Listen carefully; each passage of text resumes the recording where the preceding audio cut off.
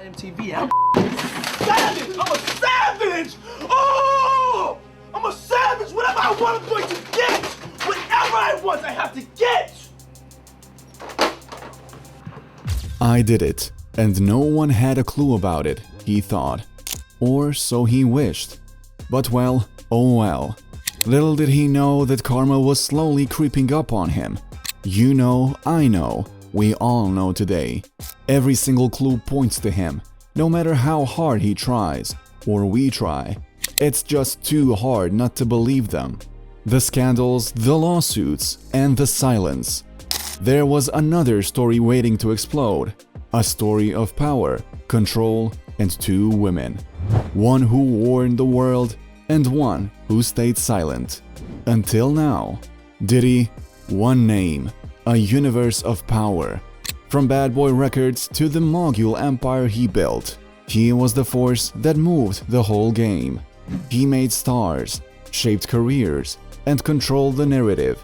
If you were in his orbit, you were either rising fast or stuck in his shadow. The world watched him, but only a few say what lays beneath. His influence wasn't just about his hits on the charts. It was about control. A quiet, invisible kind of power that had everyone in his grasp, especially the women he worked with. But what happened when they couldn't play by his rules? It all started with a chance meeting. Diddy and Casey. You wouldn't think it, but it happened. In the early 2000s, Casey Ventura was just a rising star in the music scene, trying to make her mark. Diddy? Well, he was already Diddy. Casey had just dropped her hit single, Me and You, and that's when Diddy noticed her. She was beautiful, confident, and ready to conquer the world. Casey, fresh out of her teens, at just 19, was caught in his gravity. He saw something in her, and she couldn't resist. The chemistry between them was undeniable. What a beautiful dress. You look. Thank you so much. I wanted to ask you, can't wait to see 3 a.m. Yes. The controversy. Yeah. How can we get a tape of this? Before long, they were inseparable. On the surface, they were unstoppable, living the dream everyone envied. While Casey and Diddy's high-profile romance was making headlines, on the other side, there was Dawn Richards. Born in New Orleans, Louisiana, a place full of rich culture but tough realities. From a young age, she knew she had to fight for every opportunity. She had a dream to make it big, and she wasn't going to let anything stand in her way. Dawn's journey wasn't easy. She fought through rejection after rejection, leaving New Orleans behind and moving to Los Angeles with nothing but her talent and ambition. There, she knocked on doors and sent out demo after demo, always hoping for that one big break. And then, in 2005, the break she'd been waiting for came. Diddy, always on the hunt for the next big thing, launched Making the Band 3, a reality show that promised to find the next superstar girl group. Dawn auditioned and made it to the final group, and Danity Kane was born. And so I've given a lot of thought, and I'm gonna let you out your contract too.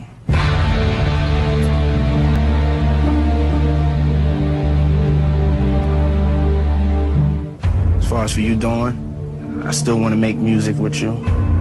I still want you to be signed to the label.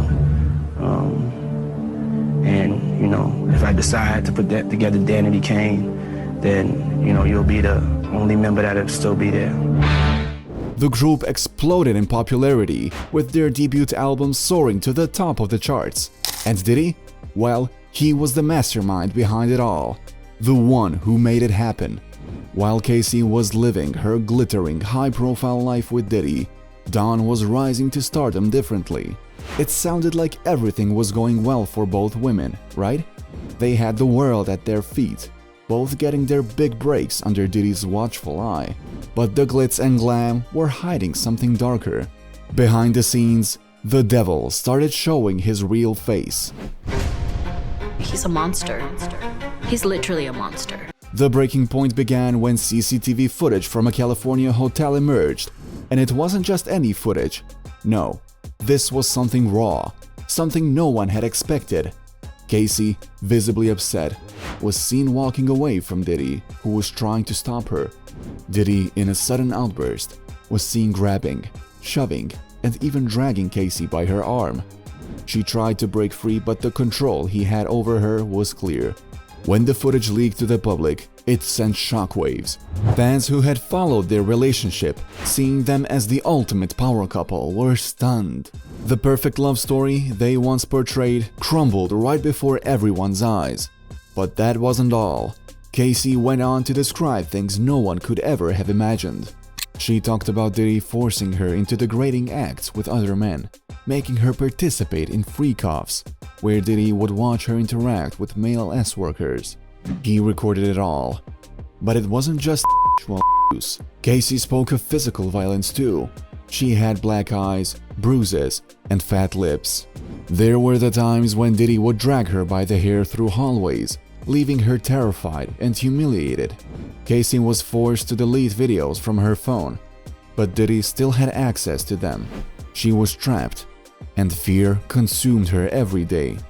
And it wasn't just emotional and physical abuse. Diddy had control over everything. Everything Casey did, where she went, even her medical records. When Casey went into an MRE scan due to memory loss, possibly from the drugs or the beatings she endured, Diddy was the one who received the results. He controlled her life, her body, and her mind. The drugs, the manipulation, the violence, it all became a package she had no way out of. One incident stood out. Diddy got so enraged when he saw Casey talking to another talent agent that he forced her into a car and kicked her repeatedly in the face, causing her to bleed. It wasn't just about Casey. Dawn Richards, who had been in the music game for a while, had been watching all of this unfold. Dawn's relationship with Diddy hadn't been much different. Let me see if y'all know this one. Some things change, baby. Some things stay the same.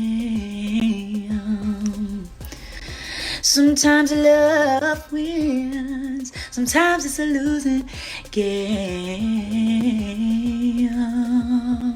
As the group's fame grew, so did the pressure from Diddy. At first, Dawn admired Diddy, but over time, the reality set in.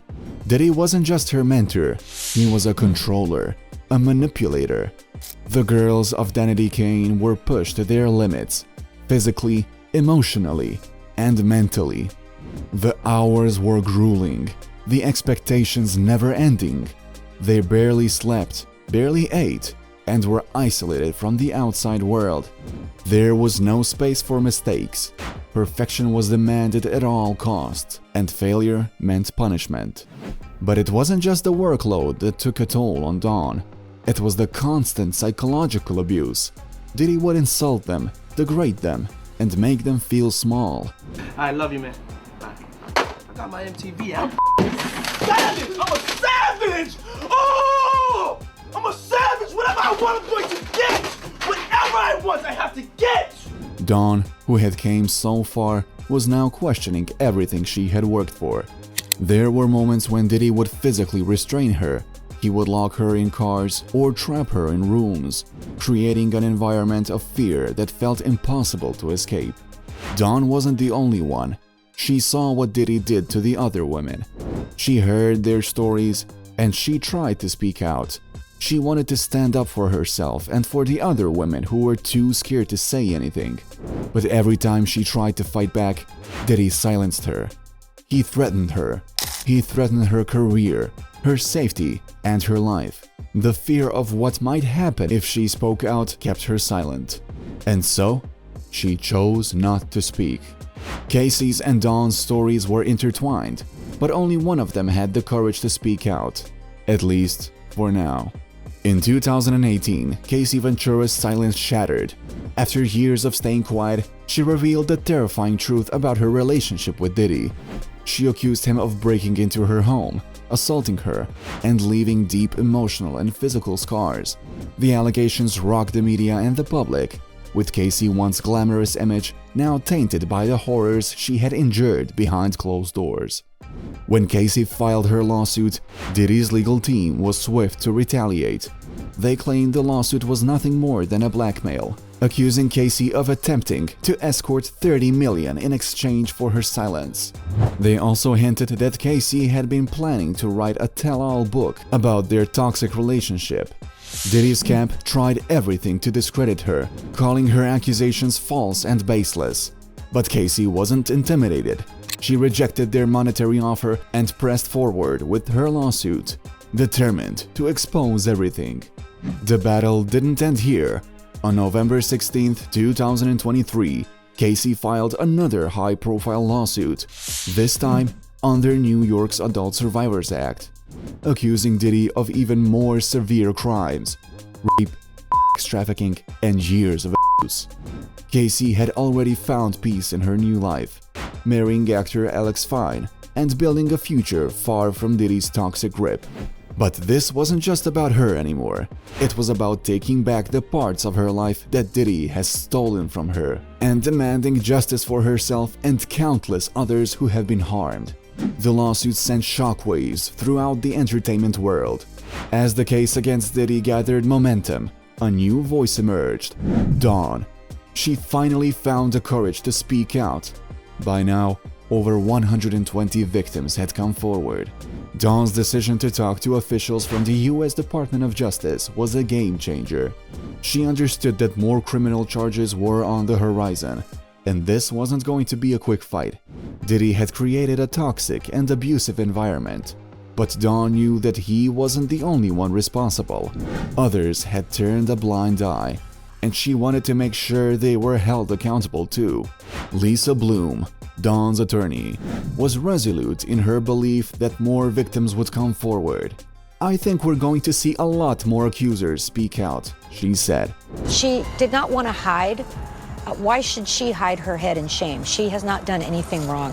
Bloom suggested that Diddy's empire was built on abuse, fear, and blackmail, and that many victims had remained silent because of his overwhelming power and influence. They feared the legal traps he set and the threats he made to silence him. Dawn had the choice to file the case as a Jane Doe, and she chose not to do that. After giving it a fair amount of thought, she wants accountability, she wants justice. Diddy's empire was maintained by secrecy.